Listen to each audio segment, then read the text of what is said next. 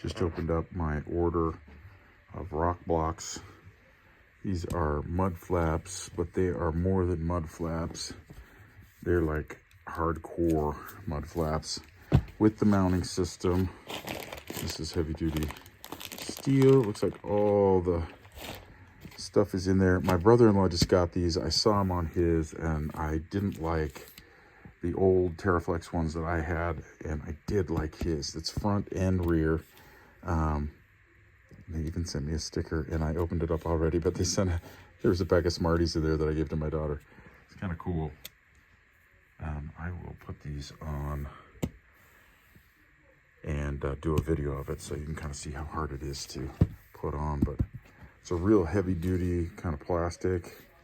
I think it's going to hold up really well, and they're not flaps per se. They're not going to be flapping in the wind, so anything that hits them is going down. It's really cool. Really excited to put these on.